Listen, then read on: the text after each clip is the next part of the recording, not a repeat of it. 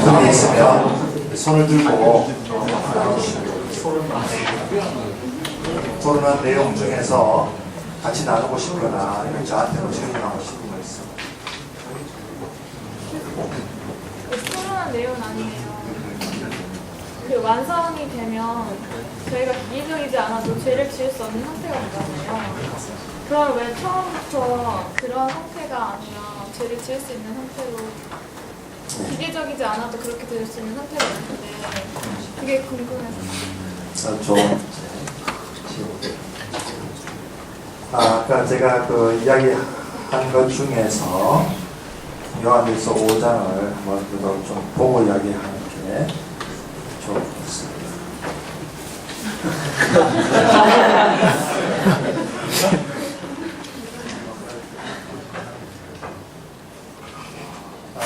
잘 되는데 왜 안 되지? 약간 잘 되는데.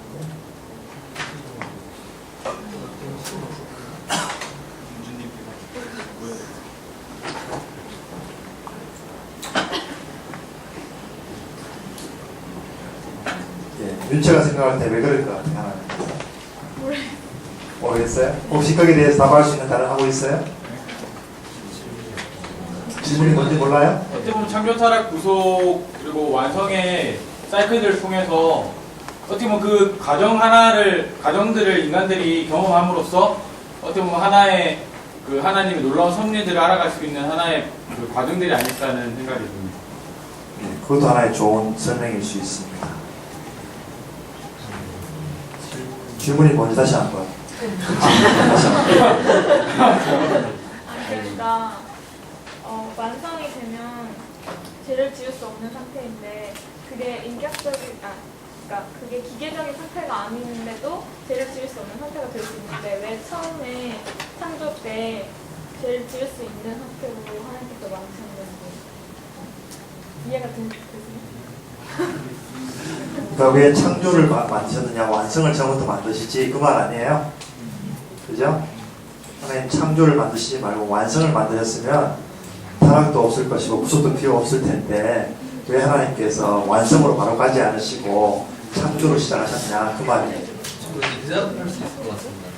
태성이 애초부터 그 완성이 되었다면 그건 좀 더 기계에 가깝다고 저는 느꼈거든요, 처음에. 왜? 왜냐면 이미 기계 같은 경우에는 명령을 그걸로 내릴 필요도 없고, 근데 하나님께서는 자유의지로 인해서 사람이 자유롭게 이렇게 찬양받으시기 원하신다고 하셨잖아요. 근데 그 자유의지가 완성되어 가는 과정을 하나님께서는 원하셨기 때문에 그런 부분에서 예를 들어서 그 자유의지를 가졌다는 그 부분에서 좀 약간 그 기준이 다른 것 같습니다. 제가 느끼기에는.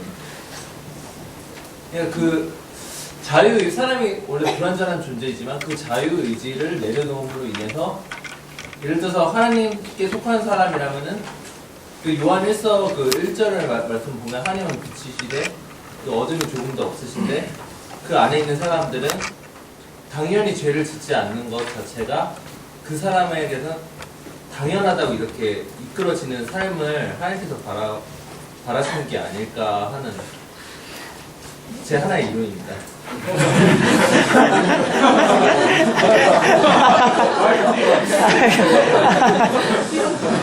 좋습니다. 또 다른 의견 있으면 이야기해 보세요. 네. 저 나름 생각을 하기에 그 모든 게 상반된 어떤 가치가 있을 때 그 가치가 진정 부각이 된다고 생각을 하거든요. 그러니까 빛이 있을 때 빛만 있으면 그게 빛인지 자신의 정체성을 알지 못하지만은 어둠이 있음으로 해서 빛과 어둠이 구분이 되고 그러므로 빛이 스스로의 정체성을 가지기 때문에 그런 면에서 그렇게 만약에 우리가 태어났다면은 우리는 진정한 의미에서 뭔가 성이라든가 아니면 은혜라는 것에 대해서 우리가 정확하게 그 가치를 깨달을 수 없었지 않았을까라는 생각을 합니다. 그것도 좋은 포인트. 네, 방금 생각난 부분에 있어서는 어떻게 보면 한편으로는 그러니까 그 생각난 부분이 그러니까 처음부터 그 모든 가치관들을 하나님께서 인간에게 부여하셨다면은 또 어땠을까라는 생각이 들어서 그러니까 말 그대로 완벽하되 자유롭지만 또 완벽한 그러니까 좀 말 그대로 이 추상적인 그리고 가장 이상적인 세계를 이야기하고 있는 것 같은데 그런 세계를 또 하나님께서 안 만드셨을까라는 생각이 또 들기도 합니다. 여러분이 이거 아기를 낳아보면 힘들어요. 키우기 굉장히 힘들어요. 하나이도 키우기 힘든데 저는 셋을 이제 키우고 있는데 아들만 셋인데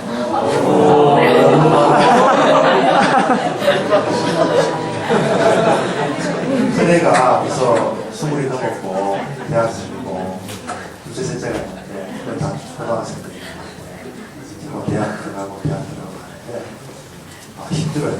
근데 이런 생각도 해보죠. 딱 나왔을 때 애들이 완벽하게 어른이 딱 됐으면 좋겠다. 어? 그러면 아기를 키우는 맛은 없지. 아기를 키우면서 아주 아기자기한 그런 정의라든가 그걸 통해서 느끼는 스페셜한 하나님의 은혜라든가 사랑이라든가 이런 건 없지. 그게 또 우리에게 필요해요. 그러니까 우리는 자교 타락 구속 이거 다 없애버리고 그냥 완성만 했으면 제일 좋을 것 같은데 하나님께서 보실 때에는 이게 다 필요하시기 때문에 이렇게 하셨을 거예요. 우리가 여기서 부딪히는 것은 우리의 한계, 우리 생각의 한계, 우리가 다 알지는 못해. 고린도서 13장에 보면 우리는 부분적으로 안다 그랬잖아요. 그러니까 하나님께서 계시해 주신 것만큼만 알아요. 그 이상은 우리 몰라요. 저도 몰라요. 그럼 그건 이제 성경에 나와 있지 않습니까? 그것을 가지고 성경에 나와 있지 않다기보다는 성경에서 말하는 그 내용하고는 조금 다른 하나의 인간의 스페큘레이션일 수는 있어요. 아까 어제 우리 theocracy, 신정정치에 대해서 생각은 해볼 수 있지만 가능성은 별로 없다 그랬잖아요. 교수님께서 마찬가지고 하나님께서 창조하시기 전에는 뭐 하셨습니까? 이런 질문들. 하나님께서 천지 창조하기 전에 뭐 하고 있었습니까? 그런 질문 하셨거든요. 그래서 제가 얘기했죠. 어거스틴이라는 사람이 그렇게 답했대요. 너 같은 고약한 질문하는 사람들을 혼내주시려고 지옥을 만들고 있었지. 그러니까 그런 그 질문도 좋은 질문이긴 한데 완전한 설명을 인간이 할 수는 없는 질문, 하나님만 하실 수 있는 질문, 답변할 수 있는 그런 질문들도 있다. 그것을 우리가 잘 구별하는 것이 필요하고, 적어도 우리가 알 수 있는 것은 방금 말했듯이 우리 인간의 경험을 통해서 그것이 필요하다는 것을 알 수 있어요. 힘들지만 아이를 키우는 것이 어렵고 힘들고, 여러분 공부하는 게 힘들죠. 힘들지만 가치가 있어요. 보람이 있고, 그 과정은 힘들어도 그 열매는 귀한 거거든요. 그래서 그렇게 되면 이제 하나님께서 왜 어떤 사람들은 그냥 타락한 상태에서 멸망을 받도록 해주시느냐, 그런 질문까지도 할 수 있죠. 그게 마치 하나님 잘못인 것처럼. 실제로 알고 보면 이게 우리 인간의 선택인데 자꾸 우리 인간의 약점은 뭐냐면 그것도 우리 인간의 부패한 본성의 원리인데요. 우리의 잘못을 하나님의 잘못으로 전가하려고 하는 못된 본성이 있어요. 마치 하나님이 뭘 잘못하신 것처럼 생각하려고 하는 경향이 우리의 이성 속에 있다는 거예요. 그것도 사실은 조심해야 될 부분이다. 성경은 하나님이 틀렸다고 말할 적은 없어요. 물론 성경을 일단 잘 받아들이는 게 중요하고, 성경이 하나님의 영감으로 된 무오한 말씀이라는 걸 잘 이해하는 게 중요한데, 뭐 성경의 권위를 인정하지 않으면야 아무 이야기를 할 수가 없죠. 하지만 적어도 우리가 그리스도인이라고 하고 성경을 믿는 사람이라고 했을 때는 성경은 하나님 자멸다고 말하는 경우가 있으니까 그건 우리의 생각에 뭔가 부족한 부분이 있다는 것을 알고 인정을 하고, 그 부분은 조금 놔뒀다가 하나님 나라에 가면 완전히 알게 될 거니까 그 부분에 너무 신경 쓸 필요는 없겠다. 다만 그 사도 바울이 하나님의 그 경륜에 대해서 이야기하면서 그것을 우리가 다 깨닫는 건 아니지만 깨달았을 때 우리의 리스판스는 찬양과 감사예요. 찬송하리로다. 에베소 1장에 보면은 그렇게 나오기 때문에 하나님이 하신 모든 일들을 우리가 묵상할 때마다 그 하나님의 선하심, 하나님의 은혜로우심 이런 것들을 우리가 생각을 해야지 하나님 오늘 왜 이렇게 했습니까? 저거 왜 저렇게 했습니까? 그렇게 생각하다 보면은 이제 우리의 마음이 결국은 이렇게 강팍해질 수도 있고 드라이해질 수도 있고 결국은 아무것도 아닌 상태로 잘못될 수 있으니까 조심해야 될 부분이다. 예, 아까 요한일서 5장 18절에 보면 이런 말씀이 있다 그랬죠. 우리 한번 같이 읽어볼까요? 18장 시작. 하나님께서 태어난 사람은 누구든지 죄를 짓지 않는다는 것을 우리는 압니다. 하나님께서 태어나심으로 알과 같을 비치지 못합니다. 하나님께서 태어났다는 것은 거듭났다는 이야기인데요. 그 사람은 does not continue to sin. 약간 그 감이 다르죠. 어감이 죄를 짓지 않는다. 계속해서 죄를 짓지 않는다. 그리고 the one who has born of God keeps him safe. 하나님께로서 난 그분. 여기서 그분이 누구일까요? 하나님에게서 태어나신 분. 그것은 결국 그 예수 그리스도라고 말할 수도 있고 또 그 성령 하나님이라고 할 수도 있는데 그 성령의 능력으로 우리를 지켜주신다. 예수님께서 우리를 지켜주시기 때문에 예수 그리스도 안에 새 생명의 능력이 우리 안에 있기 때문에 예수님은 죄를 짓지 않았고 예수님의 삶은 죄와 상관없는 삶을 하셨기 때문에 그분의 생명이 우리 안에 있고 따라서 우리가 거듭난 그 새 생명은 죄의 세력이 우리를 잃지 못한다. 그러나 아직도 우리가 그 주님의 주권에 완전히 복종하지 못한 삶의 영역들이 있을 수 있죠. 그런 스퀘어 인치, 그런 스퀘어 미니트가 있을 수 있는데 그런 것들은 아직도 계속 죄로부터 공격을 받는 거죠. 그래서 우리 안에는 이런 종말론적인 긴장과 영적인 전투가 계속 이루어지고 있다. 이렇게 볼 수가 있습니다. 네, 그러면 다른 질문 혹시 없으면 이제 구속으로 들어가겠어요. 08학번 동요원이라고 하는데 아까 전에 사실 좀 질문이랑 좀 아까 연장선상에 있는 질문인데 그 토론문제 4번에 지금 우리 사회가 깨어진 세계라고 이렇게 보고 있는데 이 깨어진 세계라는 게 인간의 자유의지가 발현돼서 죄와 악으로 점철된 세상이라고 볼 수가 있는데 그렇다는 것은 성경에서는 적극적으로 개입하는 하나님을 주장하고 있는데 세계가 이렇게 이런 식으로 깨어진 세계로 존재한다는 것은 창조만 하고 그냥 내버려두는 방관자로서의 신이라는 약간 이신론적인 그런 시각으로 바라볼 수 있는 그런 입장도 있지 않나 생각해 보거든요. 그러니까 한마디로 조물주는 인간을 그냥 창조만 하고 그냥 선과 악에 관계없이 그냥 내버려만 둔다. 이렇게 볼 수도 있지 않나. 좋은 질문입니다. 근데 이신론이 그렇게 이야기를 하는데 이신론의 이론은 뭐냐 하면은 시계공의 비유거든요. 시계를 만든 시계공이 있는데 그 시계가 처음부터 딱 돌아가서 테이블을 딱 감아놓은 상태에서 그다음 지가 혼자 돌아간다는 거예요. 똑딱똑딱 하면서. 그리고 시계공은 그 시계에 대해서 아무 간섭을 하지 않는 거죠. 그 시계가 고장이 나도 말건 간에 내버려두는 그것을 이신론적인 표현이라 이렇게 했는데 그 창조주는 인정을 했지만 창조주가 이 세상을 만들었을 때는 하나의 perfect 시스템 그러나 closed 시스템으로 보는 거예요. 저는 오픈 시스템이라고 얘기했죠. 그 차이가 있어요. closed 시스템, perfect 시스템 또 closed causality 원인과 결과에 의해서 퍼펙트한 시스템으로 만들어 놓으셨기 때문에 더 이상 관여할 필요가 없다. 관여하고 싶지도 않으시는 분이다. 따라서 우리 인간이 스스로 그것을 매니지해 나가면 된다. 그러나 인간과는요, 이신론의 인간과는 굉장히 낙관론적인 인간관이에요. 합리적인 인간관이에요. 그래서 인간이 얼마든지 그것을 잘할 수 있다. 그렇게 말하는 인간관이기 때문에 인간의 죄성을 인정하려고 하지 않아요. 이신론은. 그래서 차이가 있어요. 그러니까 이신론적인 세계관은 이 세상을 깨어진 사람을 보지 않죠. 완벽한 하나의 시계로서 퍼펙트하게 부품에 딱 맞춰 돌아가는 딱딱딱 움직이는 그런 세계로 보는 거지 고장난 시계로 보지 않는다는 거예요. 그게 참이에요. 그러나 우리는 실제로 경험하잖아요. 우리가 다 알고 있잖아요. 이 세상이 얼마나 고장난 시계라는 거. 그리고 그 시계는 고쳐야 될 필요가 있다는 것을 우리가 알잖아요. 그건 실존적으로 경험하는 거잖아요.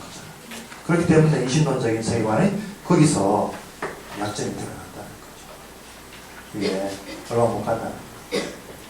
처음에는 상당히 낙관론적인 그런 입장이었기 때문에 한동안 유행을 했어요. 그래서 미국 독립선언을 만들 때에도 벤자민 프랭클린이라는 사람이라든가 워싱턴, 조지 워싱턴 이런 사람들이 다 크리스천이 아니었다. 그 중에 일부는 상당한 사람들이 계몽주의의 영향, 이신론의 영향을 받은 사람들이에요. 그런 그 스테이트먼트들이 많이 나오거든요. 독립선언에도 보면은. 그러나 결국은 그게 오래 못 가죠. 왜? 인간의 죄성을 인정하지 않을 수 없습니다. 지금은 뭐 미국이 지금 얼마나 위기입니까? Financial crisis, financial cliff. 지금 플루에다가 지금 아주 지금 이신론은 그래서 여러 가지 제한된 세계관이라는 우리가 그냥 한번 반짝했다가 그냥 없어져요. 세계관이. 물론 지금도 그런 사람이 하겠지만 별로 쓸데없는 얘기 없죠. 다른 질문 혹시 있습니까? 그러면 구속으로 넘어가겠습니다. 자, 구속은 ultimate solution, 진정한 해결이다. 사람이 만들어낸 것이 아니고 하나님께서 우리에게 제시하신 해결입니다. 여기에는 이제 두 가지가 있는데 성취된 회복이 있고요. 그 다음에 그 회복이 적용되는 것이 있습니다. 제일 먼저 레스토레이션에 대해서 망가진 것을 다시 회복하는 거죠. 그래서 여기 뭐 시스템이 고장이 났어요. 자, 마이크 시스템이 고장이 났으면 망가져서 고치면 되는 거예요. 지금 화장실에도 보니까 누가 잘못해서 지금 그 개수대 하나가 막혔더라고. 시설 관리팀에 빨리 전화해서 고치면 되는 거죠. 회복은 그런 죄로 말미암아 깨어진 이 세상을 회복시키는 거예요. 고치는 거예요. 그래서 예를 제가 하나 들었는데 에피테이즈라는 예를 제가 들었어요. 이런 환자를 본 화보들이 있습니까? 여러분들 중에서 체험한 아니면 보았거나 들었거나 그런 사람들이 있어요? 어디서? 저기 그 외삼족에서 작업하다가 손가락이 부러지셨는데 저런 걸 활용해가지고 정상적으로 생활하고 계시고. 한국에서 고쳤어요? 우리나라에서 우리나라에서? 대학병원 가서. 병원에 가서? 네. 좋아요. 또 이런 환자들이 적지 않습니다. 여러분들도 이런 환자가 되실 수도 있고요. 이제 귀가 없는 경우는 암으로 귀 세포에 이상이 생겨서 절단하지 않으면 안 되는 경우도 있고요. 후천적으로, 선천적으로 귀가 없이 태어나는 아이들이 있어요. 그런 아이들 혹시 여러분들 중에 본 사람은 없어요? 귀가 생기다 만 아이들도 있어요. 그래서 귀 안은 발달을 했는데 귀 구멍이 없어. 그런 아이도 있어요. 저는 그런 아이를 직접 제가 병원에 데리고 가서 의사하고 이야기도 하고 했는데, 그런 아이는 자라면서 기능이 발달하면 나중에 수술을 통해서 가능할 수도 있고, 안 되면 평생 이렇게 이제 귀마개 같은 걸 낄 수 있어요. 그러면 그게 이제 보조장치야. 거기서 이제 소리를 더 잘 알아듣게 해주는 그런 장치가 있어요. 소위 이제 그 보청기 같은 거죠. 근데 그거는 뭐 딴 이야기지만 귀가 아예 없는 환자들이 있을 수 있어요. 그런 환자들은 어떻게 해줍니까? 여기 귀에는 뼈가 다 있습니다. 여기에 뼈에다가 임플란트를 해서 나사를 박아요. 근데 나사에 자석이 있어요.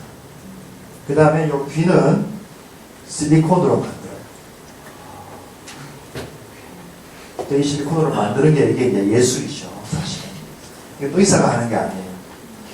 에피테티커라는 이게 독일 말인데 에피테즈라는 말도 독일 말이에요. 영어로는 뭐 프로스테시스 이런 말도 있는데요. 이걸 하는 사람들이 있어요. 스페셜한 그런 사람들. 그래서 이것을 실제로 그 환자의 한쪽 귀를 보고 디자인을 하는 거예요. 그림을 그리고 그 다음에 그걸 제작을 해요. 이게 이제 색깔을 배합하고 똑같이 만드는 건 이거는 아무나 할 수 없어요. 그 사람만 할 수 있는 스킬이죠. 그걸 만들어서 그 다음에는 외과 의사가 먼저 임플란트를 하고 그 다음에 이 에피테티커가 그걸 만들어서 귀에다가 자석을 붙여요. 그 다음에 마지막으로 딱 붙이면 붙습니다. 그러면 아무도 몰라요. 앞쪽 알게 됩니다. 자, 귀도 그런 경우가 있고 눈은요, 이 환자 같은 경우에는 어떤 사고나 암으로 한쪽 눈을 상실합니다. 아니면 눈이 완전히 제거하지 않으면 안 되는 그런 환자이기 때문에 제거한 수술 상태고, 이게 암문 상태에서 저렇게 보면 굉장히 흉하잖아요. 저런 사람들은 밖에 나가지를 못해요. 저 상태로는. 옛날에는 안대를 붙이고 다녔어요. 그보다 얼마 못 간다. 그래서 인조 눈을 만들고, 인조 눈만 만드는 게 아니라 그 주변에 실리콘으로 인조 피부를 만들어줘요. 그 다음에 눈썹도 하나하나 다 심습니다. 요 속눈썹. 그래서 붙여줘요. 그 안에도 저분도 여기 안에 임플란트를 다 하게 되어 있어요. 그 의사가 시술을 하고 나머지는 이 에피테티를 줘요. 그런 일을 하시는 분이 있어요. 제가 아는 분이 독일에 있는 분인데 우리 한동에도 오셨죠. 얼마 전에 우리 지혜 학생들을 위해서 특강도 했어요. 그거 기원해서 그 독일 방송에 직접 나갔던 그 방송 프로그램이 동영상인데 제가 지금 찾지를 못하겠어요. 그걸 좀 보여주고 싶은데 독일 방송국에서 직접 그걸 취재를 했고 우리나라 방송국 MBC에서도 와서 독일에 와서 취재를 했어요. 그 외에도 담배를 너무 많이 피워가지고 이 코가 완전히 없어진 분이 있어요. 코하고 이 부분이 완전히 푹 파인 거 이걸 다 긁어내야 돼요. 암으로 돼가지고 여기가 없는 분이 있어요. 눈도 없는 분, 여기가 얼굴이 완전히 없는 분도 있어. 아주 그거는 심한 상태죠. 그런 분들도 다 만들어져요. 보통 이렇게 한 상태에서 그렇게 끝나는 게 아니라 여기 안경을 딱 씌워져요. 아주 멋있는 안경. 그러면 아무도 몰라요. 그럼 이분이 드디어 웃기 시작해요.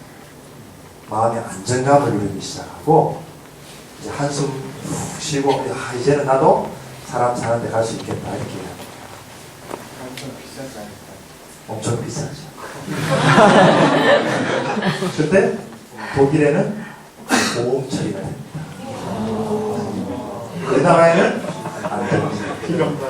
근데 심지어 우리나라 환자들도 독일에 와서 비행기 타고 와서 치료받고 가도 싸요.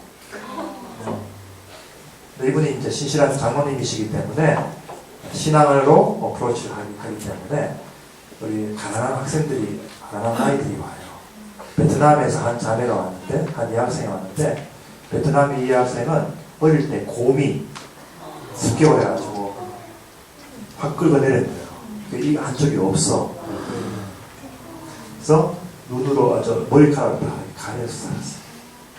평생을 그렇게 살았어요. 근데 독일의 의료팀 중에 의료 선교팀이 있는데 베트남에 가서 이렇게 원청이 수술도 해주고 또 눈 환자들 눈뜨게 해주는 수술해주는 팀이 있어요. 그 팀에 같이 조인해서 가신 거예요. 그 환자를 발견하고 독일에 데리고 와서 자기 집에서 먹여주고 재워주고 하면서 다 치료를 해줬어요. 그 얼굴이 완전히 새로 생겼지. 예쁘게 해서 이제 머리를 탁 넘길 수 있도록. 콩고의 아프리카에 한 아이가 왔는데 총탄에 맞아가지고 이제 우리 확 이렇게 날아가 버렸어. 그런 애들도 다시 회복을 시켜줘. 한국에서 어느 아이가 왔는데 귀가 없어요. 귀를 잃어버렸어. 귀를 붙여줬어. 한국에 왔어. 걔가 신나게 운동장에 놀 때 다른 애가 장난친다고 귀를 땡겨버렸네. 귀가 뚝 떨어져 나오지. 다른 애들 다 기가 보려고 놀랐는데 얘는 뭐 당연한 거야. 다시 떨어지는 거지. 예수님도 그랬죠? 예수님 어떻게 했어요? 베드로가 칼을 뽑아서 겟세마네 동산에서 말고의 귀를 쳤죠. 귀가 떨어졌어요. 예수님께서 뭐라 그랬습니까? 칼을 꼽아라. 검으로 이른다. 나 검으로 망한다 하시고 딱 붙여주셨죠. 예수님이 첫 번째 디테일. 예수님은 아주 오리지널 귀를 붙여주신 분이고, 우리는 그렇게 할 수는 없으니까 이제 artificial eye, 혹은 ear, nose 붙여주시죠. 손도 이렇게 할 수 있어요. 어떤 여학생이 암으로 또 사고로 머리 한 부분이 푹 파인 상태가 있어요. 의자 그 얼마나 상처가 많이 있어요. 또 이 바지 이 발 부분이 이렇게 잘려나간 그런 여학생이 있었어요. 이 학생의 소원이 뭐냐? 평생 치마 입는 거야, 치마. 또 이 머리 다치나고도 평생 이제 상처가 있는데 이거를 다 회복시켜줬어.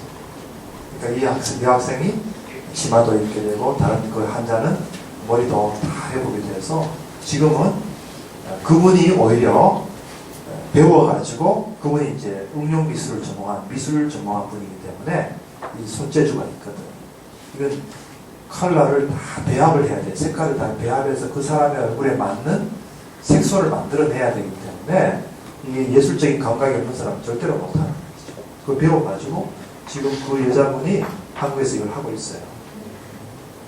그래서 여러분들이 나중에 그런 환자를 보거나 하면 얼마든지 소개해줘요. 제가 아는 젊은 청년인데, 형제인데, 고등학교 때 독일에 사는 2세인데, 나가서 어느 술집인가 어디 뭐 펍 같은 데 가서 갑자기 다른 뭐 외국 애들하고 싸움이 붙은 거예요. 그래, 그 외국이가 그냥 칼로 그냥 얼굴을 하는 바람에 한쪽 눈이 찔려버렸어요. 눈을 잃어버렸어요. 눈이 없는 상태니까, 눈이 없어진 상태니까 한쪽 눈이 감겨져 있는 그런 상태죠. 그렇게 한 수십 년을 살았지. 최근에 이분이 인조눈을 딱 끼워줬어요. 지금 제가 봐도 어느 게 진짜인지 가짜인지 모르겠더라고요. 예, 제가 왜 이 에피테제 이야기를 합니까? 레스토레이션을 이야기하는 거예요. 여러분이 직접 이런 환자가 되었다고 한번 상상을 해보세요. 이런 얼굴이 사람의 그 얼꼴이잖아요. 마음을 나타내는 거잖아요. 그 때문에 얼굴에 어떤 데미지가 있다는 것은 치명적이거든요.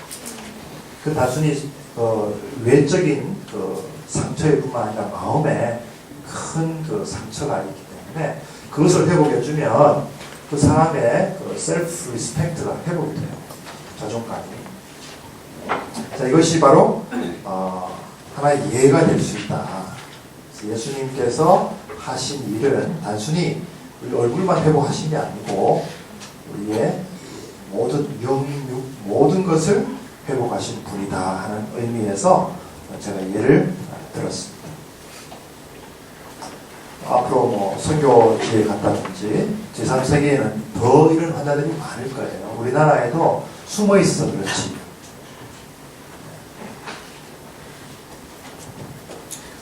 인조 눈 같은 거는 아크릴을 실제로 만드는데 이것도 보면 정말 정교하게 잘 하나님께서 특별한 그 재능을 주셨어요. 이분이 뭐 처음부터 한 거 아니고 처음에 치과 기공을 시작했다가 나중에 어느 주문이 들어왔는데 그 인간의 얼굴을 실리콘으로 제작해달라는 어느 특별한 주문이 들어왔는데 아무도 안 하는 거예요. 기도하면 자기가 하고 싶다는 거예요. 자기가 만들었어요. 그 궁대에서 2달, 3달 동안 만들어가지고 그걸 딱 보는 순간에 이 사람이 이게 이제 그 국제 학회의 주품이 되고 그때부터 이게 국제적으로 공인이 되어지면서 이분이 갑자기 이제 마치 요셉이 감옥에 있다가 총리가 되는 정도의 그런 아주 레디컬한 변화가 이분의 삶 속에 일어나는 거예요. 하나님께서 그걸 보여주셔가지고 그 간증을 그렇게 하셔야 되거든요. 지금은 벌써 이제 자기 개인 클리닉도 갖고 계시고 그걸 통해서 많은 온갖 나라의 사람들이 다 와요. 러시아에서도 비행기 타고 와요. 와서 눈 치료받고 가고 이게 치료는 아니지만 회복되고 가고 그 많은 사람들을 섬기는데 이게 참 세계관적으로 굉장히 의미가 깊기 때문에 제가 한번 우리 한동하고들에게 소개한 적이 있습니다. 자, 그 다음에는 화해, 리뎀션, 구속이라고 하는 것은 화해죠. reconciliation이라고 하는 것은 굉장히 중요합니다. 깨어진 관계가 회복되는 것이기 때문에. 근데 하나님께서 그 대가를 지불하셨어요. 아직 하나님 잘못하신 게 아니죠.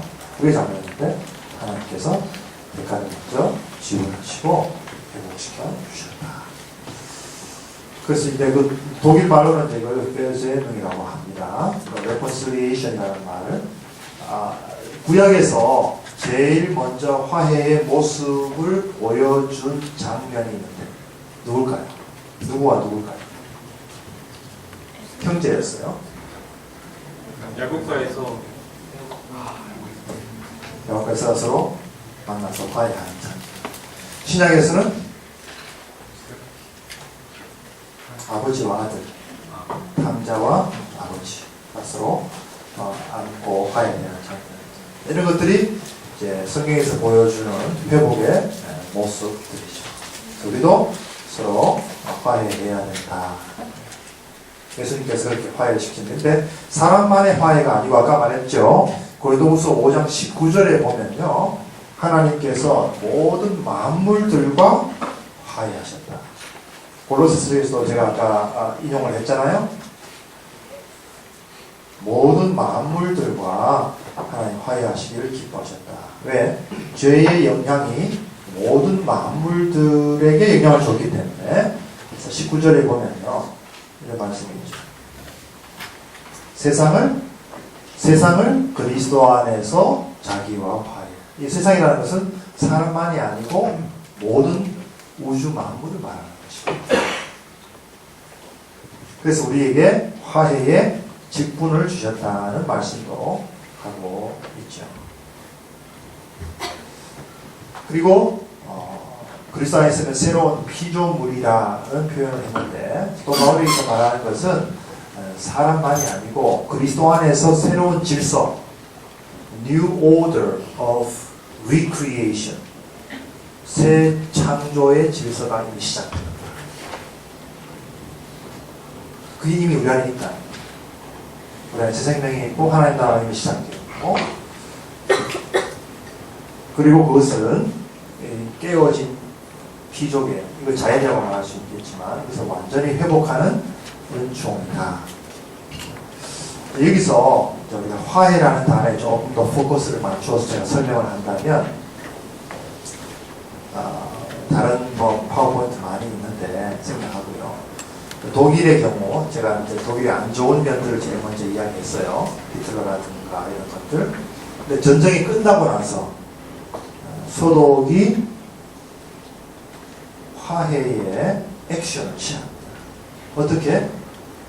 모든 침략 국가들에 대해서 전쟁 배상금을 지불합니다. 그걸 이제 그 사람들은 비더굿마쿵이라고 하는데요. 비더굿마쿵이라는 것은 again, 굿마쿵, 굿메이킹, 다시 회복한다는 것이에요. 제일 많이 지불한 나라가 어느 나라겠어요? 이스라엘이죠. 자기들이 침략한 나라에는 다 지불을 하는데 제일 많이 돈을 준 나라가 이스라엘인데 그 이스라엘이 48년에 독립을 했잖아요. 근데 아무것도 없잖아요. 사회간접 자본이 아무것도 없었어요. 사회간접 자본에 엄청난 투자가 필요하잖아요. 그게 대부분 독일에서 온 돈이에요. 국가 예산의 거의 75%가 보상금으로 써왔어요. 그러면서 독일이 진심으로 회개하고 진심으로 사죄하고 정말 눈물로 유대인들 앞에 가서 참배를 하잖아요. 그래서 회복되죠. 국가관계가 회복돼요. 그래서 이스라엘 고위 공직자들이 전부 벤츠를 탑니다. 그 처음에는 다 충해 준 거예요. 저는 기차까지도 좋고 버스도 좋고 다 줬어요. 이스라엘에 70년대까지만 해도 택시가 다 벤츠였어요. 실제로 이스라엘 가서 유학하신 우리 교수님들 이야기들은 자기도 택시 타고 벤츠 타고 하고 있습니다. 그게 다 그냥 준 거예요. 그냥. 그리고 지금도 여러분 그 독일 대사관에 가면 우리나라에도 있어요. 영사관 뭐 이렇게 가면 이게 그 윈도우 그 로켓이 있잖아요. 이렇게 카운터가 있잖아요. 일본 카운터에서 하는 일들 쭉 적어놓은 게 있어요. 독일 말로 일본에 나오는 게 뭐냐? 제일 먼저 나오는 게 비더구마크에 적어놨어요. 그 말은 무슨 말이냐 하면 지금도 독일 정부로부터 독일의 그 나치 정부로부터 피해를 받은 사례가 있으면 구체적인 증거와 함께 서류를 제출하면 보호받을 수 있습니다. 지금도 있어요. 그 돈이 얼마냐?